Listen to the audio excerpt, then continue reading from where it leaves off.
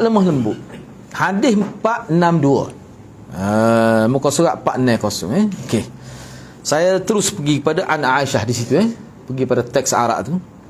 Hadis ke-462 An Aisyah zaujin Nabi sallallahu alaihi wasallam qalat dakhala rahtum min al-yahud ala Rasulillah sallallahu alaihi wasallam faqalu assalamu alaikum. Qalat Aisyah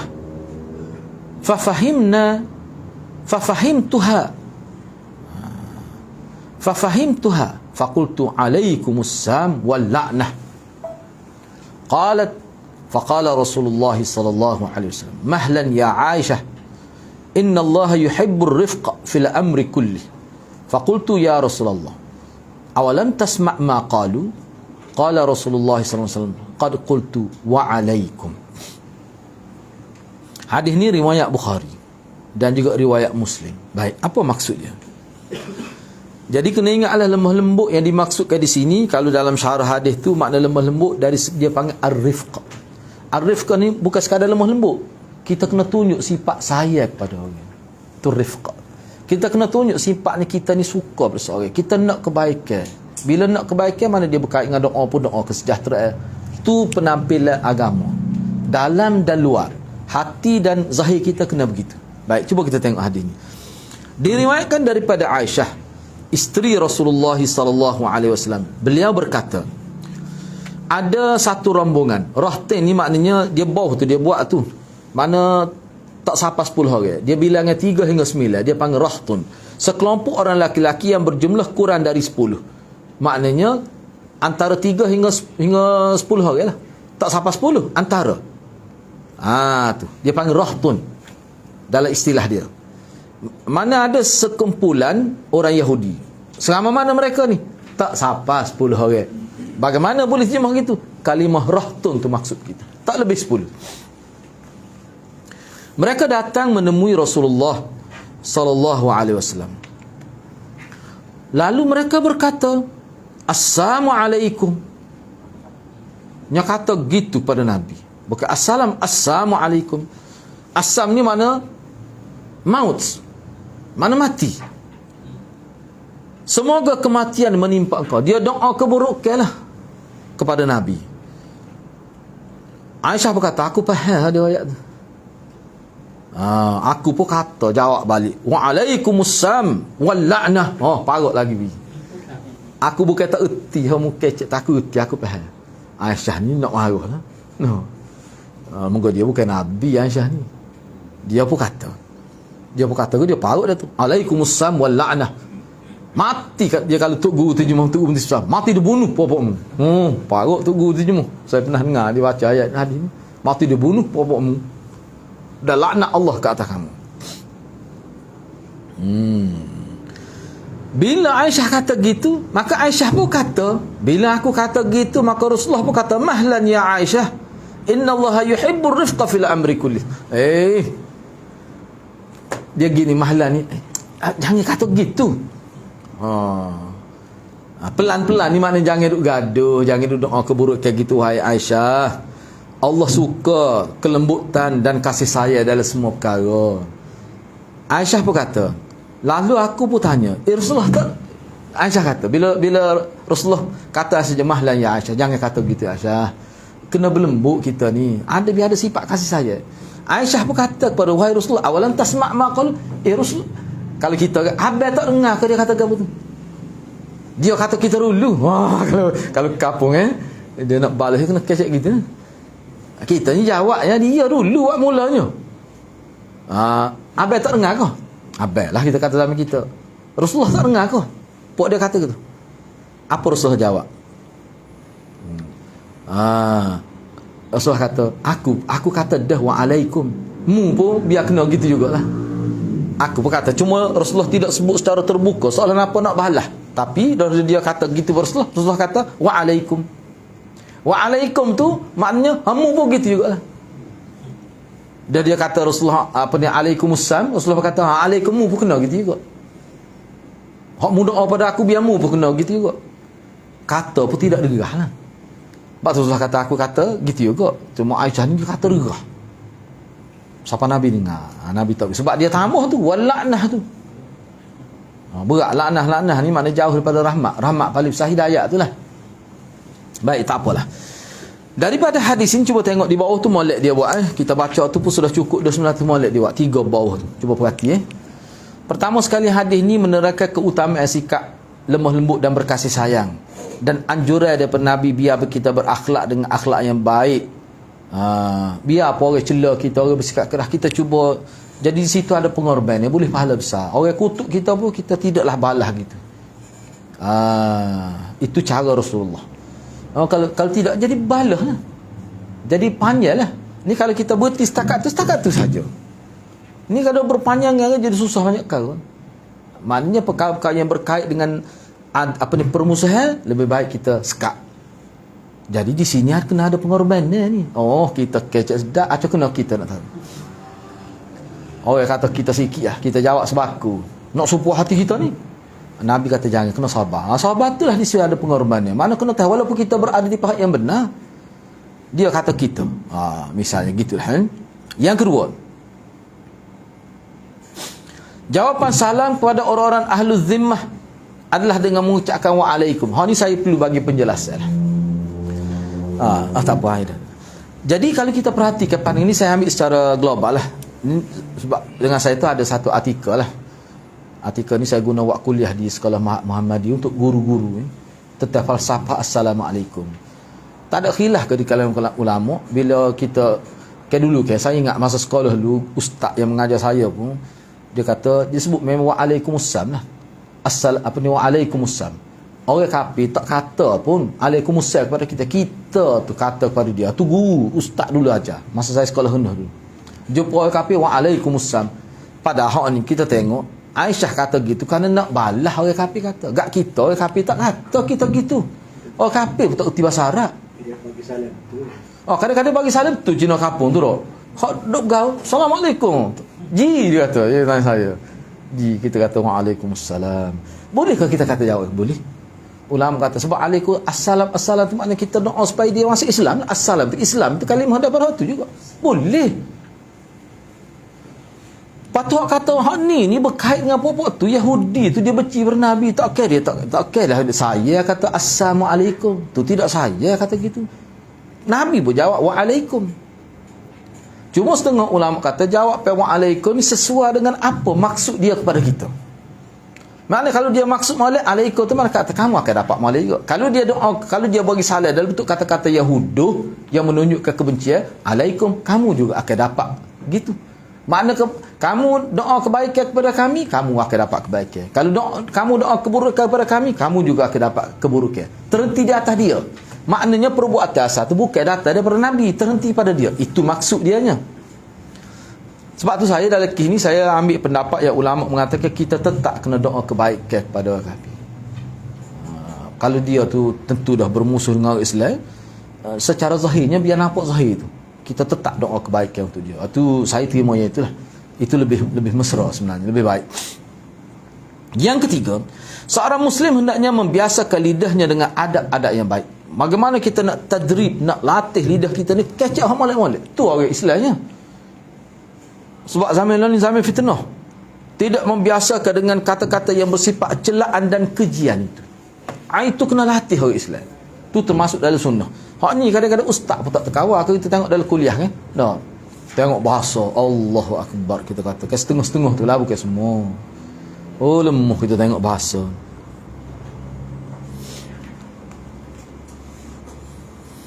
Boleh tengok sendiri lah dalam internet. Boleh tengok sendiri setengah-setengah tu. Jadi sebenarnya tidak sesuatu.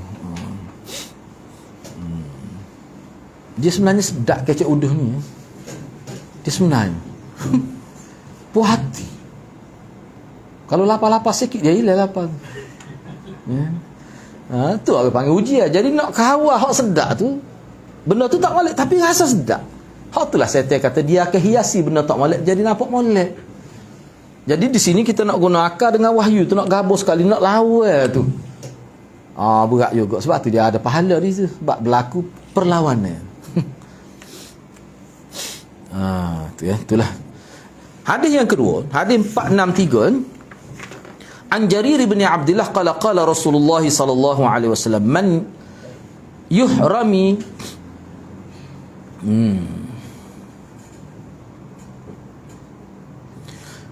Man asalnya yuhram tu, min tu asalnya mati tu. Dia buh bagi bawah tu sebab dia nak sama dengan rif. Dia panggil man tu, kalau belajar bahasa Arab dia panggil man syartiyah. Jawab dia yuhram tu. Asalnya man yuhram ar-rifqa tu asalnya. Tapi bila kita nak wasal, kan ada sebuah tajwid jugalah. Sebab tu tubik ra bagi bawah tu.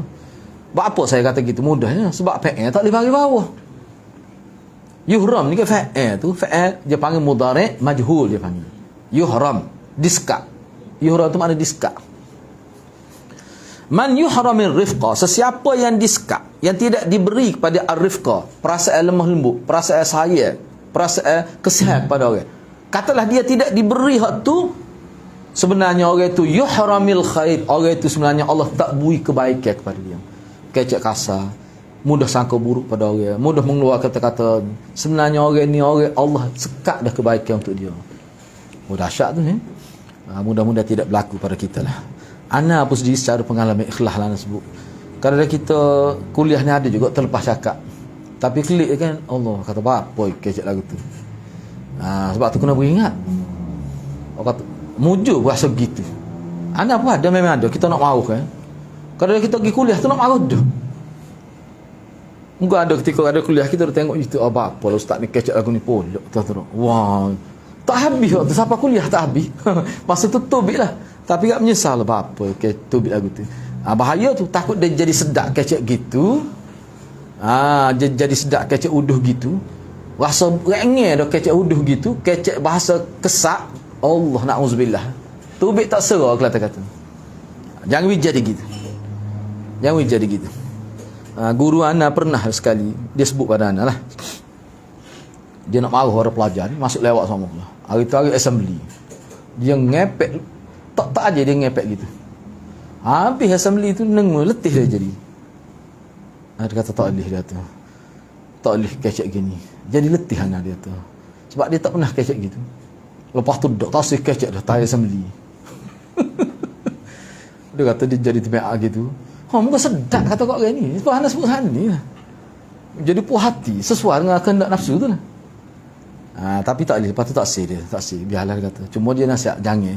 Sebab pelajar ni pun dia kena, pelajar ni pun manusia kan. Pelajar ni manusia. Dah lah tidak mata seperekat tu. Dia akan lalui tu situasi begitu. Jadi kalau kita nak guna bahasa kasar, tak habis sama dengan budak ni. Tu na'udzubillah min dzalik. Mudah-mudahan Allah jaga kita daripada mengeluarkan kata-kata kesak dan bentuk keji dan sebagainya. Sebab apa berat ni hadis ni riwayat dalam Muslim ni. Sesiapa yang Allah Subhanahu taala sekat dia timbul perasaan lemah lembut, perasaan kita kata simpati pada orang tak ada, kecek pun tak ada fikir dah tentang orang, ikut tubik, ini orang ni yuhramil khair. Orang ni sebenarnya Allah telah sekat dia kebaikan. Jadi maknanya apa? Maknanya kita boleh tahu. Kita tengok orang tu bercakap macam mana. Kalau dia bercakap seperti Nabi sebut ni, makna dia tu termasuk dalam man yuhramul khair. Orang yang telah disekat kebaikan oleh Allah.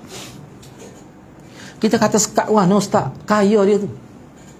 Nego kau maju lepas kecek gitu. Anak-anak pun hebat, lawyer pun. Kebaikan ni kita kata kekayaan itu kebaikan yang kecil saja tu. Firaun lagi hebat, Qarun lagi hebat. Sebab itulah kalau dari doa Nabi, kekayaan yang boleh membawa kita kepada taat kepada Allah. Jangan kekayaan yang menyebabkan kita jauh daripada taat kepada Allah. Baik, sambung dengan hadis ni, Imam Bukhari kemukakan riwayat lain, tapi dalam hadis yang samalah dia kemuka kedua. Tu. Wa bi qala hadatsana Muhammad bin Katsir qala akhbarana Syu'bah 'anil Amah mithlah. Rupanya hadis ni man yuhram ni bukan daripada riwayat daripada Jarir bin Abdullah saja. Tu. Dia mari juga daripada sumber riwayat yang lain. Cuba tengok situlah. Maknanya hadis ni bukan mari daripada satu jalur riwayat, tapi dari lebih daripada satu. Dia kemuka di situ. Baik. Di sini ada penjelasan kosakata. Cuba tengok. Ar-rifqu ni apa makna? Sebab nak terjemuh dalam bahasa Melayu dengan satu perkataan payah. Kalau kita kata lembut, dia lain. Hal ni tidak makna lembut saja. Lembut ni maknanya dia berkait dengan kata-kata, dia berkait dengan perbuatan kita pun menjurus ke arah menghormati. hati kita pun nak kebaikan. Dia mantap 3 perkara tu, itulah ar-rifq. Sebab ada setengah orang itu kata-kata lembut, tapi perbuatan dia tidak menunjukkan begitu. Hati dia boleh tak begitu. Tak tercapai maksud ar-rifq. 3 perkara, hati suka kepada kebaikan, menghormati orang. Kata-kata pun dia jaga, pilih kata-kata yang baik. Perbuatan pun jaga, sehingga kita tengok tu, kata bagusnya. Tu mana ar-rifq. Mana kalau dia marah pun tidak sampai peringkat caci orang. Jangan kita ingat ar-rifq ni tak ada marah. Nabi pun ada marah. Sahabat-sahabat kata Nabi yang ketika marah kadang-kadang sepuluh nak pergi perang. Sepuluh tengah ceramah masa perang. Nampak je lah. Tapi itulah rifq. Itu maksudnya. Baik. Daripada hadis ini dibuat beberapa kesimpulan. Yang pertama, keseluruhan hidup seorang Muslim hendaklah dihiasi dengan sifat ar-rifq, lemah lembut, cintakan kepada kedamaian, suka kebaikan kepada orang. Hati sentiasa mendoakan kebaikan. Itu rifq. Ingat mudah kalau buat tu. Payah tu. Payah. Bila kita benci pada seorang, tak kira lah benci tu sebab apa dak. Nak kontrol jaga tu. Tak boleh tu. Dia ginilah mudah. Ni adalah banyak. Yalah dalam kitab-kitab anda baca lah. Misalnya dalam Ibnu Qudamah ke misalnya, Minhaj dia tu, Minhajul Qasidin. Bila kita timbul perasaan benci pada orang, kita kena istighfar, astagfirullah, astagfirullah. Mudah-mudahan Allah beri kebaikan kepada dia. Kita nak lawan tu. Tu cara dia. Yalah, moga dia sama Islam tapi dia parti lain, dia kumpulan lain. Dia ni kumpulan buat ni, kita buat ni, tapi sama Islam lagi. Memang timbul perasaan tu. Lagu mana nak urus tu? Kalau boleh makna jangan kita siapa perekat benci tu sehingga kita nak supaya dia turun pahala. Memang dia akan mari perasaan tu. Siapa ada tu doa, dia kata dia doa dalam FB, mudah-mudahan Allah mati ke dia cepat-cepat. Tu tak kena tu. Tu tak sih tu. Kalau mari perasaan tu kena cepat, auzubillah minasyaitan, ya Allah berilah kebaikan. Kita doa sebaliknya, hak lawan dengar. Sebab syaitan nak gitu. Syaitan ni kalau dia berjaya merosakkan hubungan sama Islam, dia dapat kedudukan di kalangan iblis itu. Di Putrajaya dia tengah laut tu. Dalam riwayat kita baca di hadis ni di Mishkatul Masabih tu, di Mishkatul Masabih diteliput tu. Kena ingat semua tu. Kena ingat semua. Enggak kita ni dunia ada semua nak marah orang tu. Rasulullah ayat lah. Ada semua. Rasulullah ayat suruh buat lah. Yang ketiga, yang kedua tu, anjuran agar berlemah lembut dan menangani setiap perkara dengan cara yang baik dan paling mudah. Maknanya isu menangani, orang panggil pengurusan emosi. Dalam bahasa lain panggil pengurusan emosi. Ingat mudah kena urus emosi ni. Kalau gagal urus emosi tak akan mari sabar tu.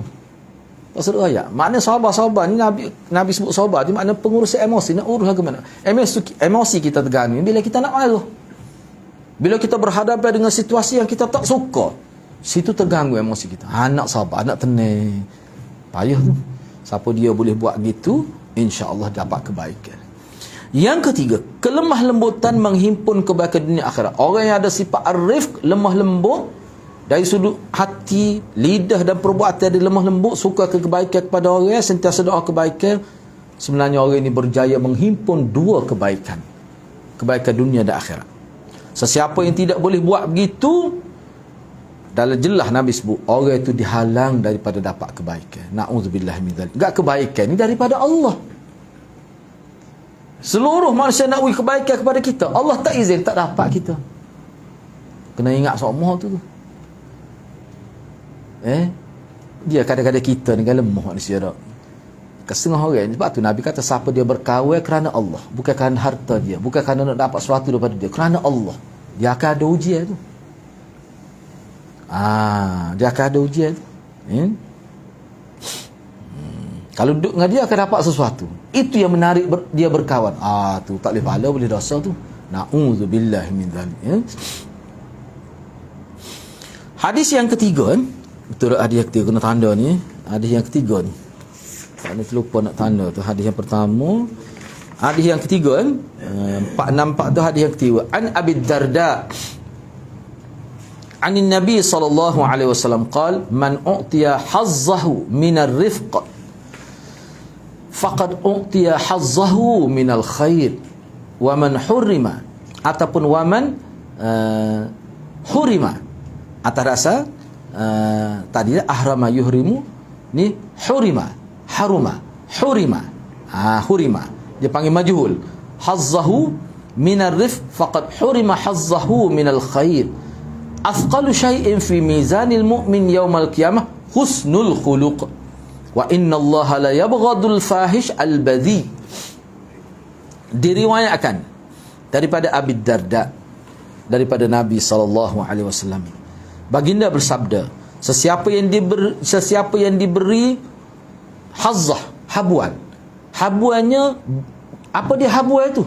Kurnia Allah itu minar rif, yang berbentuk rif. Kita terjemah gini sebab nak terjemah tak boleh rif ni dalam bahasa Melayu satu kalimah. Kita guna yang asal. Rif ni makna seseorang yang hati dia suka kebaikan. Dan lidah dia bila dia bercakap, dia akan pilih bahasa-bahasa yang lembut, yang tidak bersifat kejian, celaan. Dan tindakan dia pun gitulah. Maknanya tidak ada sifat munafik pada dia tu. Tu rifq itu. Terjemah rif ni kalau dalam qamus biasa ni makna lemah lembut lah. Tapi rif ni gitu makna dia. Jadi sesiapa yang Allah berikan kepada dia habuan dalam bentuk rif, maka sesungguhnya dia telah diberikan habuan yang berbentuk kebaikan. Mana sebenarnya kebaikan tu? Dia dapat kebaikan tu. Dia sebenarnya ni kalau kita nak baca panjang ni dalam syarah dia 2 hari 2 kuliah tak habis ni. Dalam kitab tu hurai. Saya baca lepas saya hurailah sedikit. Sesiapa yang tidak diberi bahagian daripada kelembutan, Allah tidak beri ar-rif kepada dia. Rif dengan maksud tadi, maka sebenarnya dia tidak diberikan kebaikan oleh Allah. Allah tak beri kebaikan kepada dia. Piyah pakai, jubah pakai masjid, tapi tak dapat kebaikan. Dahsyat ni. Sedangkan kebaikan tu Allah saja boleh bagi, orang lain tak boleh bagi. Allah tak beri. Lepas tu macam mana? Kita nampak hidup dia biasa je. Dia akan sampai satu ketika terdedah keaibannya. Na'udzubillahi min dzalik. Yang paling berat dalam timbangan seseorang mukmin pada hari kiamat adalah akhlak imlah. Ni banyak hadis ni, kita bincang dah sebelum ni. Banyak hadis ni hak berkait dengan bagaimana kedudukan nilai husnul khuluq di hari akhirat. Ini antara yang paling yang memberat ketimbangan. Dan sesungguhnya Allah marah pada orang yang berbuat keji dan berbicara keji. Al-fahish ni berbuat keji, dia lebih menjuruh pada perbuatan seks asalnya. Al-badhi ni perbuatan keji dari sudut bicara. Badhi ni dari sudut bicara, kata-kata. Itu al-badhi. Orang kata kecek uduh, mulut leza. Al-badhi. Apa kesimpulan pada hadis ni? Sebelum buat kesimpulan tu, nak sebut gini dalam syarah lah. Dia begini maksudnya. Di sini Nabi nak sebut pada kita satu formula. Salah satu formula nak mencapai khair, kebaikan. Apa dia? Jaga hati, jaga lidah dan jaga perbuatan kita. Ulama kata kalau jaga hak ni, seseorang itu telah jaga keseluruhan hidup dia. Sebab apa? Sebab bila kata manusia itu hidup, dia akan berlaku perbuatan daripada diri dia. Jadi perbuatan ni apa dia perbuatan? Imam Syafi'i kata, kita baca tadi Imam Syafi'i kata, perbuatan ni dia ada 3 bahagian. Dalam tubuh kita ni dia ada 3 perbuatan. 3 perbuatan ni lah, hanya 3 perbuatan ni saja dalam kehidupan manusia. Apa dia? Orang panggil perbuatan hati, niat, qasad, gitu gini oleh hati tu panggil perbuatan. Dia panggil perbuatan hati. Siapa pun tak tahu tu. Kita dengan Allah saja. Yang kedua dia panggil perbuatan dalam bentuk lisani, yang kita bercakap. Kalau kita tak bercakap, orang tak tahu. Itu duduk dalam. Bila kita tubik, orang tahu. Sebab itulah kalau kita niat perkara tak molek. Misal contoh, saya ambil contoh. Ni agak jelek lah contoh saya nak sebut ni. Tapi dalam kitab Ibnu Qudamah ada sebut, saya nak sebut lah. Misalnya, boleh berlaku pada siapa saja. Bila seorang lelaki itu ataupun perempuan dia tengok pada lelaki, saya ambil lelaki, dia tengok pada perempuan, dia gambar ke dia sedang berzina dengan perempuan itu, bahkan dia menikmati keadaan itu, berdosa ke tidak? Ulama kata berdosa sekiranya perkara itu dia layan berterusan jadi berdosa.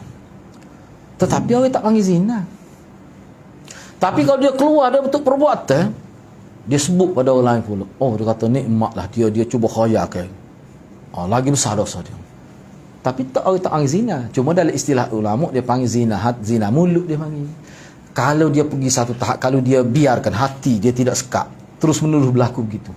Mulut dia pun tak sekat, duk kecek dengan sama-sama pun dia benar-benar locah gitu. Dia boleh naik berserta akhir sekali. Kemungkinan dia melakukan zina. Tapi kok mana pun proses tu akan berlaku. Hati, lidah, 3 perbuatan tu. Perbuatan manusia ada perbuatan hati, perbuatan lidah, perbuatan dengan anggota zahir. Itu saja perbuatan manusia. Itu saja perbuatan manusia. Baik, maknanya bila kita jaga hati, bila rasa benci pada seorang tu kata auzubillah, mana kita cuba jaga perbuatan hati kita jangan terpesong walaupun orang tak tahu. Dan lidah kita pun kalau tersalah bercakap pun terus istighfar, nekak tak sirah. Dan perbuatan kita pun kita jaga. Tu maknanya rif tu peringkat tinggi. Mana peringkat tinggi tu? Walaupun di sini setengah ulama kata rif ni dia lebih kepada kata-kata. Sebab hal tu mudah orang nampak. Hal tu paling mudah. Sebab kalau nak melakukan keburukan dari segi perbuatan ni sekali-sekala, tapi lidah ni paling mudah. Mudah nak diucapkan. Tak apalah, sesiapa yang begitu keadaan dia, makna sebenarnya Allah telah sekat kebaikan untuk dia. Dan orang yang boleh jaga hak tu, maka timbangan di mizan Allah sangat berat. Sebab itu termasuk dalam husnul khuluq. Itulah makna husnul khuluq. Sehingga setengah-setengah ulama kata husnul khuluq merupakan fitrah orang Islam. Mana kalau tak ada hal tu, rosak dah fitrah orang Islam. Siapa ada ulama kata begitu. Ni ada seorang ni, dia peringkat MA lah. Dia ambil pun ngaji ni mesti Madinah. Saya pernah tegur dia lah. Tegur dia tak boleh terima.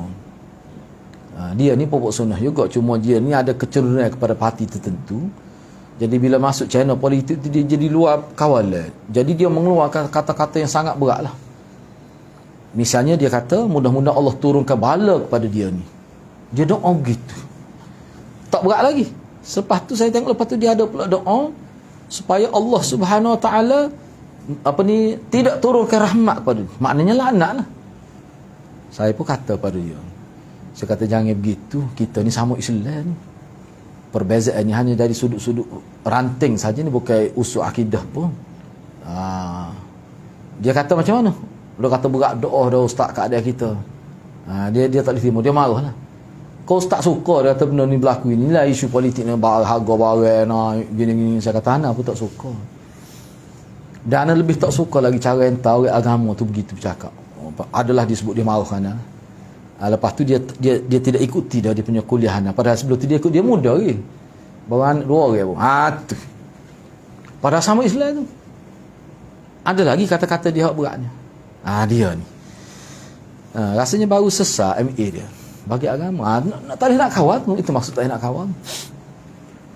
Kita minta supaya Allah jauhilah kita tu. Baik. Jadi perintah, cuba tengok di kandungan hadis nombor 1 tu. Tu bagus. Perintah daripada Nabi. Dalam hadis ini Nabi memerintah ke kita agar kita menjauhi sikap keras dan kasar serta kakaku ni, maknanya tidak lembut lah. Kerana orang yang memiliki sifat-sifat tersebut yang ada berseorang, dia menjadi penghalang untuk dapat kebaikan.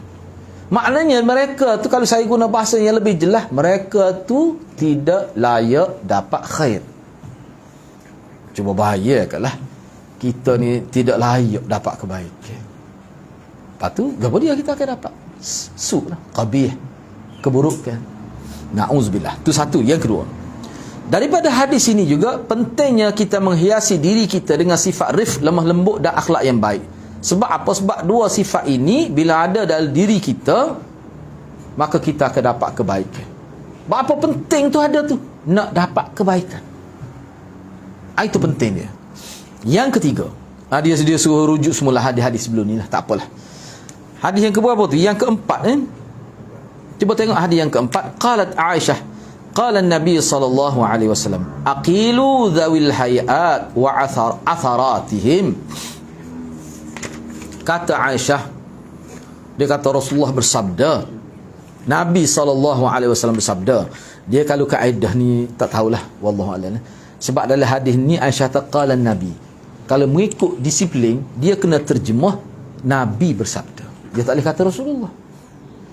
Sebab dalam hadis ni kata Nabi. Itu kaedah dia. Ni tersilap ni. Sebab begini. Sebab kalau dalam sistem periwayatan ada setengah-setengah sahabat, setengah-setengah perawi itu dia tersalah. Dia tak ingat. Dalam riwayat ni sebut Rasulullah ke sebut Nabi? Dia akan guna au. Rasulullah telah bersabda atau Nabi telah bersabda. Sebab dia nak kekalkan lafaz itu. Itu standard dalam ilmu periwayatan. Dah kata Aisyah kata Nabi bersabda, kita kena terjemah Nabi bersabda lah. Sebab tu kena buat garis atas tu tulis Nabi. Tu hak. Tu cara dia. Kita kata supaya saat dia tu. Betul. Tapi latihan nak jaga lafaz dalam menakalkan. Tak boleh. Dia tak boleh ubah tu. Kena jaga tu. Tapi taklah termasuk dalam man kadzaba alayya muta'ammid, dan tak termasuk. Tetapi nak ayat kena jaga standard dia begitulah. Apa Nabi bersabda mengikut kenyataan Aisyah ni, maafkanlah orang yang terhormat atas kesalahan mereka. Apa maksudnya? Mana orang yang baik, orang yang berjasa besar, kalau ada dia buat salah, kita kena maafkan. Cuba tengok Nabi, sahabat peperangan Badar terlibat dari itu, dia maaf. Banyak cerita Hatib misalnya tak? Cerita Hatib tak? Ialah beberapa orang sahabat lah lagi yang sebenarnya ada buat kesalahan, sebut dia ni ahli Badar. Mana kebaikan dia tu kita kena raikan. Salah tu tak salah, tapi maknanya kita janganlah hukum dia seperti orang yang tak pernah buat kebaikan. Orang yang berjasa besar ni, kalau ada dia buat salah, kita kena beri pertimbangan yang sewajarnya. Bukan kata pilih bulu, tak. Tengoklah kesalahan tu macam mana, kena tengok juga. Sebab sahabat Nabi ada siapa mereka pergi pegang lah tubuh perempuan, tempat kita tu yang tak sepatutlah. Bukan pegang kepala bau dah, tapi sahabat mereka turut serta dalam peperangan. Nabi panggil mari, lain kali jangan buat. Nabi kaunseling dia, kita ambil wuduk semaya 2 rakaat. Lepas tu dia pun berjanji tak saya buat dah. Itu cara Nabi SAW. Mana kena beri peluang lah pada begitulah.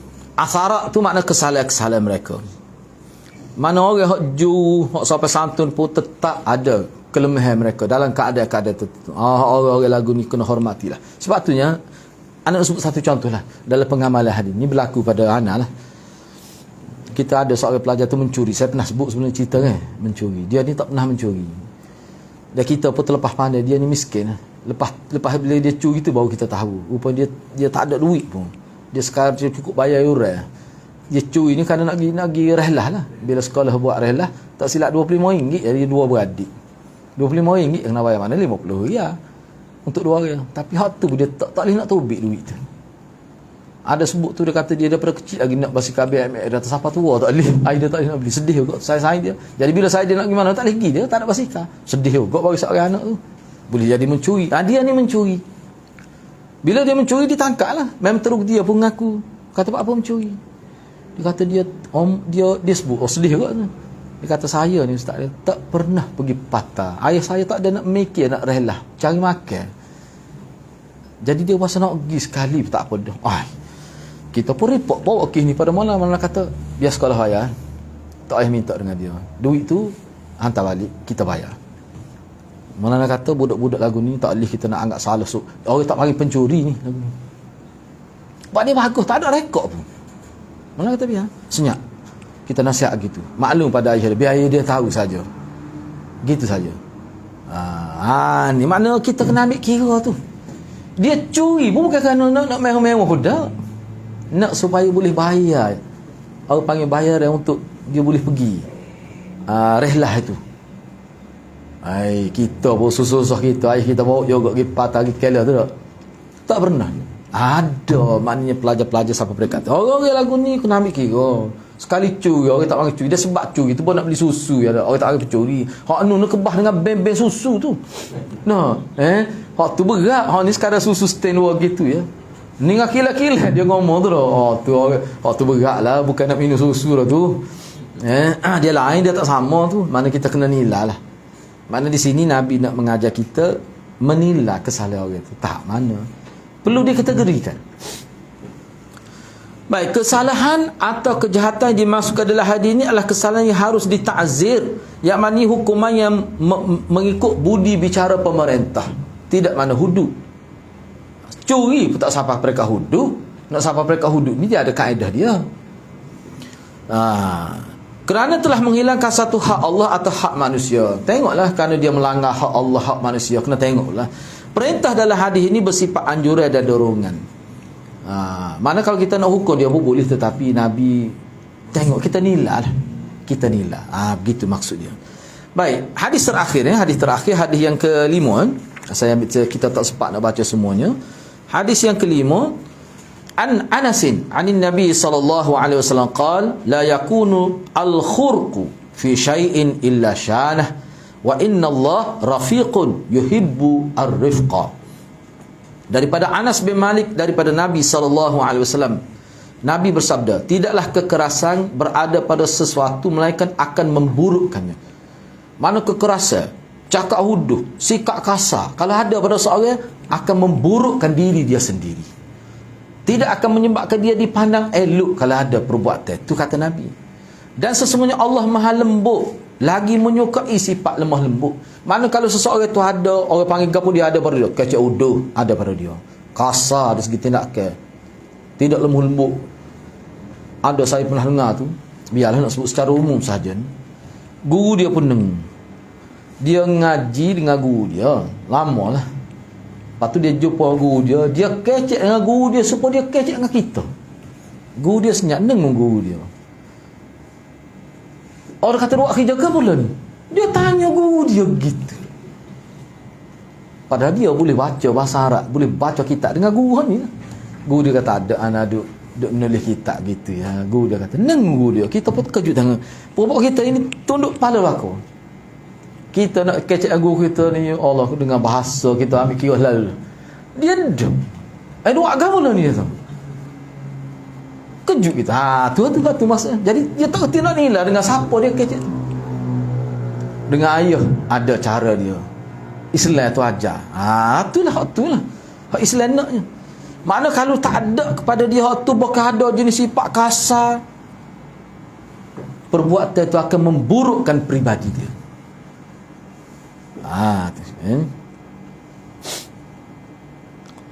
Saya nak sebut cerita biarlah akhir ni cerita ni dia gini, kita ni berkawan macam-macam kan.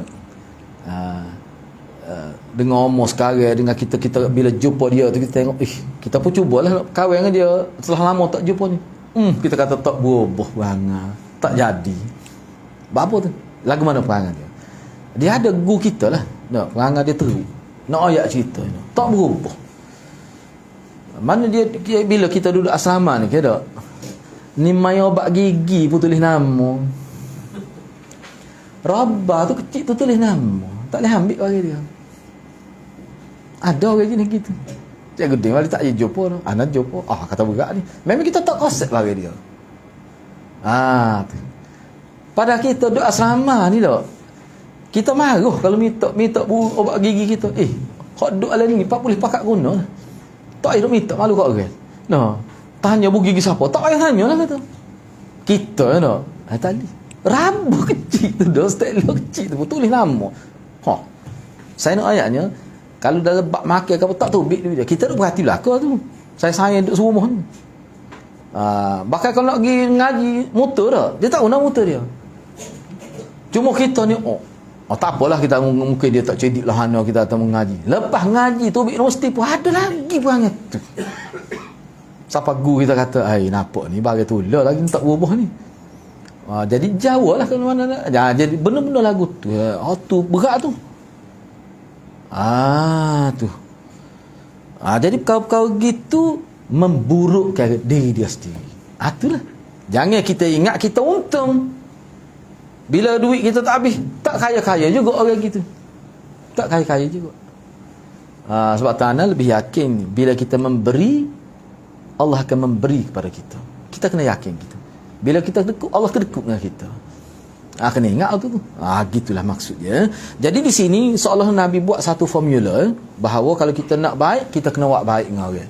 Memang ada hadis pun. Apa ni, man lam yarhami man fil ard la yarham, sesiapa yang tidak merahmati, buat baik dengan orang yang berada di bumi, mana malaikat ada langit pun tidak akan buat baik pada dia, kan? tak dapat rahmat, tak dapat doa malaikat. Kena ingat tu. Jadi hadis seterusnya, hadis yang kena itu kita bincang minggu hadapan insya-Allah. Jadi mudah-mudahan dengan beberapa hadis yang kita bincang ni menjadi peringatan kepada kita semua, termasuk saya sendiri, dan kita cubalah rawat dan baiki kelemahan diri kita, khususnya dari segi bicara kita. Dan bila sebut bicara sini, termasuklah tag yang kita masuk ke dalam FB, post-post kita, semua kena ambil kira semuanya. Biarlah bersifat khair. Mudah-mudahan khair itu menjadi kita kata sesuatu yang sentiasa ada kepada kita. Itu maksudnya. Setiap perbuatan buruk yang kita buat, dia akan menghalang kebaikan atas diri kita. Mudah-mudahan Allah berkati kita semua. Aqulu qawli hadza wa astaghfirullahal azim li wa lakum. Wassalamualaikum warahmatullahi wabarakatuh. Minggu hadapan kita bincang bab yang sama, hadis yang ke-6 ya.